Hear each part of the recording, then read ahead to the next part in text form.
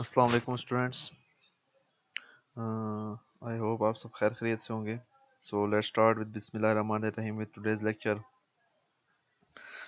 I am recording this lecture 8th for today.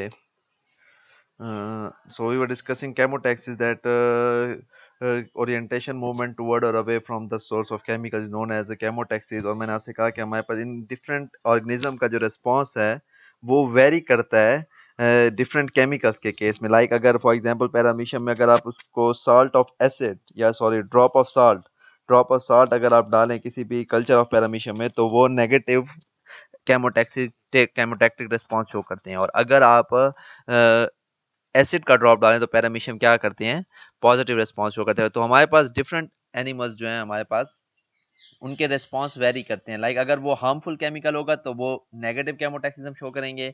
अगर वो harmful नहीं है और उनके लिए बेनिफिशियल केमिकल है, लाइक अगर फूड है या ग्लूकोज सिरप है, तो फिर वो पॉजिटिव केमोटैक्सिज्म शो करते हैं. जो साल्ट सोल्यूशन है हमारा, मोस्टली जो हमारे पास एनिमल्स हैं वो हमारे पास साल्ट सोल्यूशन आप जो भी डालते हैं तो वो towards the negative chemotaxism show करते हैं. तो जितने भी ऑर्गेनिज्म है वो साल्ट सोल्यूशन के केस में नेगेटिव केमोटैक्सिज्म शो करते हैं. ठीक है. अच्छा, now moving towards the fourth type of taxes on the basis of source of stimulus, and it is geotaxes. So what is geotaxis? The orientation movement toward or away from the gravity. It is known as a geotaxis. Like आप लोगों ने पढ़े होंगे plants के case में भी कि जियोटॉक्सिस हैं, और इसमें हमारे पास रूट्स भाई नेगेटिव जियोटैक्टिक है और स्टेम जो है वो रूट्स पॉजिटिव जियोटैक्टिक है और स्टेम जो हमारे पास नेगेटिव जियोटैक्टिक है. तो सिमिलरली हम इसमें भी हमारे पास जियोटैक्सिस भी पॉजिटिव और नेगेटिव हो सकती हैं. Like if the organism is moving towards the gravity it is positive geotactic, and it is if it is moving away from the gravity it is showing a negative geotaxism. Like we have two examples here. Paramecium always show negative response to the gravity, so it is a negative geotactic, while amoeba shows positive response to gravity, so it is a positive geotactic. Like इस तरह के अगर आप किसी भी glass tube में आप क्या करें कि उसमें कोई सोल्यूशन ले लें या पानी ले लें और उस पानी के अंदर आप पैरामीशियम का कल्चर डाल लें और अमीबा का कल्चर, तो थोड़ी देर बाद आपको पैरामीशियम जितने भी हैं वो मनिस्कस पे नजर आएंगे. लाइक जो इसकी अपर सरफेस होती है उस टेस्ट ट्यूब के वाटर लेवल की, उस अपर सरफेस पे होंगे. लाइक वो यहाँ से अपोजिट डायरेक्शन में ग्रेविटी से अपोजिट मूव करेंगे और नेगेटिव जियोटैक्सिज्म शो करके इस अपर सरफेस लेवल पे आ जाएंगे, जिसको हम मनिस्कस कहते हैं. मनिस्कस हम इस पॉइंट को कहते हैं कि जहाँ पे आप लोगों ने पढ़ा होगा केमिस्ट्री में और फिजिक्स में कि जहाँ पे हमारे पास वो पॉइंट जहाँ पे हमारे पास ये जो सोल्यूशन और लास्ट पॉइंट होता है टेस्ट ट्यूब का और सोल्यूशन का. ठीक है. और जो हमारे पास अमीबा है वो हमेशा आप जब भी उसे देखोगे कि वो उस सोल्यूशन या टेस्ट ट्यूब की डेप्थ में आपको नजर आएगा.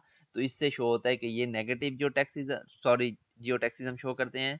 और हमारे पास पैरामीशियम, जो अगर आप पैरामीशियम को नीचे रखें बिल्कुल डेप्थ में और ऊपर सोल्यूशन डाल दें तो सारे पैरामीशियम ऊपर की तरफ मूव करते हैं. और अगर आप अमीबा को ऊपर भी डाल रखें इस सोल्यूशन के तो ये आहिस्ता आहिस्ता नीचे मूव करते हैं. तो ये हमारे पास जियोटैक्सिज्म की एक एग्जांपल है कि हमारे पास पैरामीशियम जो है वो नेगेटिव जियोटैक्सिज्म शो करता है और अमीबा हमारे पास पॉजिटिव रिस्पांस देते हैं in case of gravity. Now moving to the fifth type of taxism on the basis of stimulus, that is aminotaxis. So what is aminotaxis? Aminotaxis is the orientation movement due to air currents.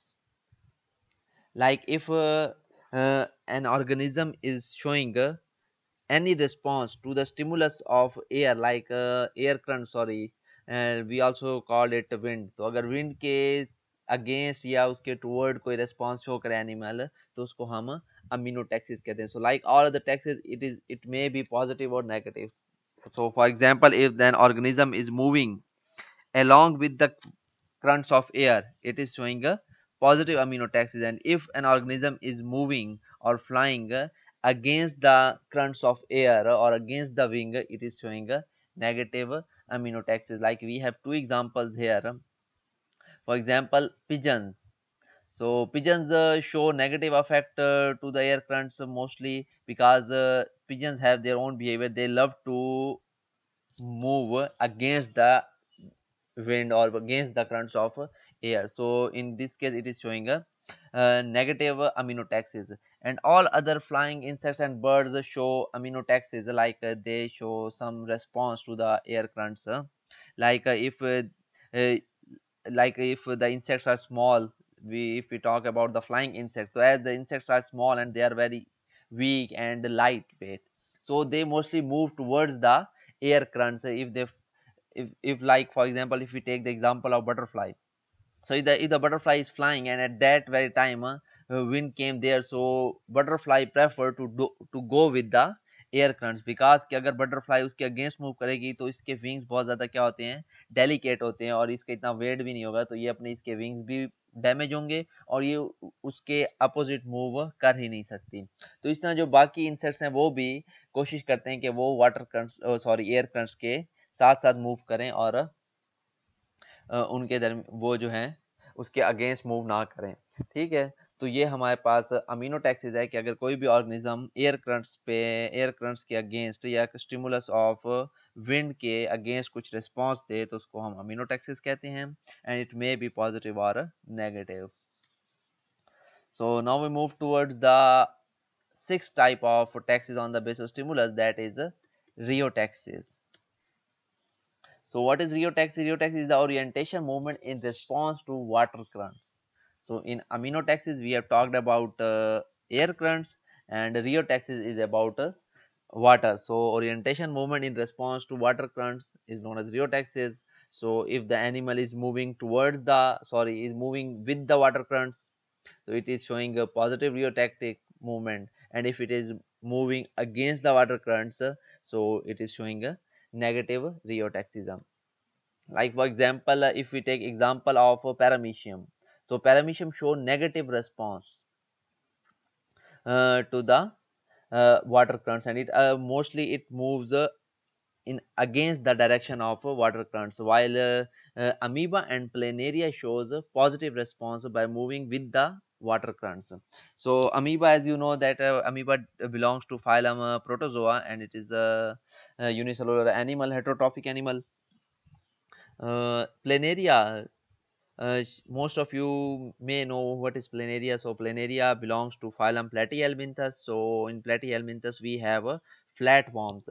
Why we call them flatworms? Because they are dorsoventrally flattened. Dorsoventrally flattened हम किसे कहते हैं? Like अगर आप phylum प्लेटीहेल्मिंथस का कोई भी organism देखने लायक, अगर वो आपका लिवर फ्लूक हो या प्लेनेरिया हो या वो आपके पास टेप वर्म हो, तो उसकी इस तरह तो वो चौड़ा होता है, like lateral sides of the body से वो आपको थोड़ा चौड़ा लगेगा, लेकिन अगर आप उसको डॉर्सल और वेंट्रल साइड से देखें तो वो इतना पतला होता है कि लाइक जो आपके पास पेज होता है सफ़ा जिसको हम कहते हैं बुक या कॉपी का पेज, तो वो उसकी थिकनेस उससे भी ज़्यादा कम होती है, तो इसको हम डॉर्सो वेंट्रली फ्लैटेंड कहते हैं। और प्लेटीहेल्मिंथस फ्लैट वॉर्म्स, उसमें सारे के सारे जो हैं फ्लैट वॉर्म्स प्लेटीहेल्मिंथस में हैं। तो प्लेनेरिया हमारे पास भी जो है वो हमारे पास पॉजिटिव रिस्पॉन्स शो करता है, अमीबा भी और प्लेनेरिया भी, और ये वाटर करंट्स जिस तरफ जा रहे होते हैं ये भी उसी तरफ जाते हैं, बिकॉज क्योंकि अमीबा में भी कोई खास लोकोमोटरी ऑर्गन नहीं है, तो ये वाटर करंट्स के अगेंस्ट मूवमेंट नहीं कर सकेगा।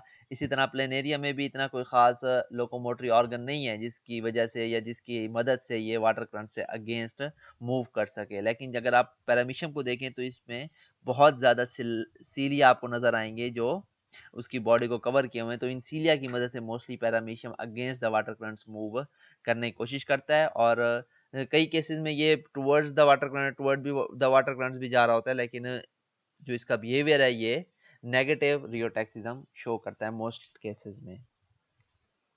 ठीक है, आई होप आपको ये रियोटैक्सिज्म की समझ आई होगी। So this is the next type of taxes on the basis of stimuli, and it is I think seventh type of taxism on the basis of stimulus. So we have thigmotaxis, so orientation movement due to stimuli of touch. तो किसी भी touch के stimulus पे जो भी movement या response animal देगा उसको हम थिग्मोटैक्सिज्म कहते हैं। और ये भी पॉजिटिव और नेगेटिव हो सकता है। लाइक अगर आपने किसी चीज़ से टच किया और एनिमल ने अवॉइडिंग रिएक्शन शो किया, उससे दूर हटा, तो इसको मतलब है वो नेगेटिव थिग्मोटैक्सिज्म शो कर रहा है। और अगर आपने किसी से टच किया और वो एनिमल उसी तरफ मूव किया तो वो हमारे पास पॉजिटिव थिग्मोटैक्सिज्म होगा।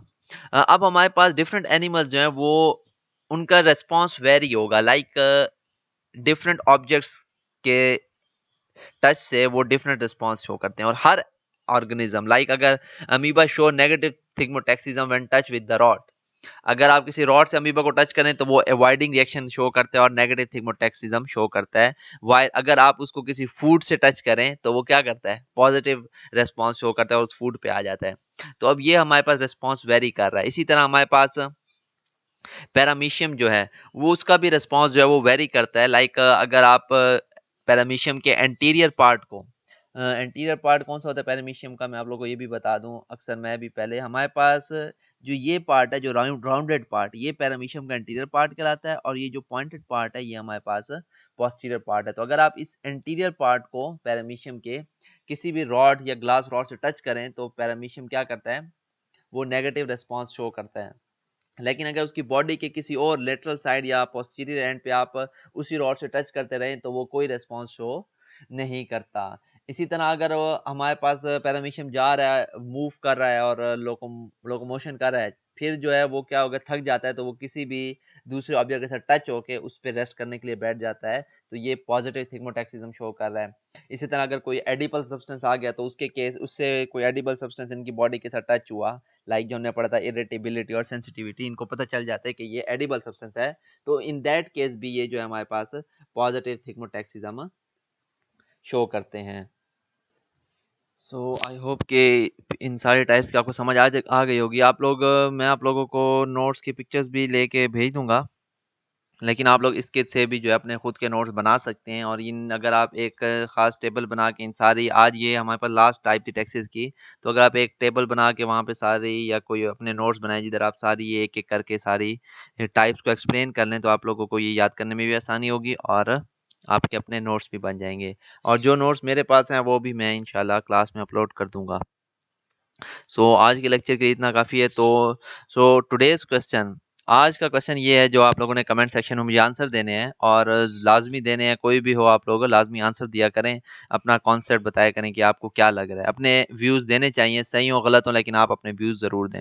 सो as I have told you कि हमारे पास मेजॉरिटी ऑफ यूनिसेलुलर और या जो हमारे पास सिंपल मल्टीसेलुलर एनिमल्स हैं वो मोस्टली अवॉइड करते हैं साल्ट सोल्यूशन को, कि जब भी अगर किसी भी ड्रॉप ऑफ साल्ट सोल्यूशन डालें उनके इर्द गिर्द या उनकी तरफ, तो वो क्या करते हैं, उस साल्ट सोल्यूशन से दूर भागते हैं। तो मेरा आज का सवाल ये है कि why they show this negative response, वो क्यों साल्ट सोल्यूशन से दूर भाग, लाइक हमने पैरामीशियम का पढ़ा कि साल्ट सोल्यूशन से दूर भाग रहा है, लेकिन एसिड जो एक कोरोसिव चीज है उसके तरफ आ रहा है, पॉजिटिव रिस्पॉन्स शो कर रहा है। तो साल्ट सोल्यूशन से जो हमारे पास मेजॉरिटी ऑफ या यूनिसेलुलर एनिमल है या सिंपल मल्टीसेलुलर एनिमल्स हैं, वो क्यों साल्ट सोल्यूशन से दूर भागते हैं, ये आज का आपने कमेंट सेक्शन में ये इसका आंसर देना है। और इसी लेक्चर के मुताबिक कोई और क्वेश्चन हो तो वो भी आप कमेंट सेक्शन में पूछ सकते हैं।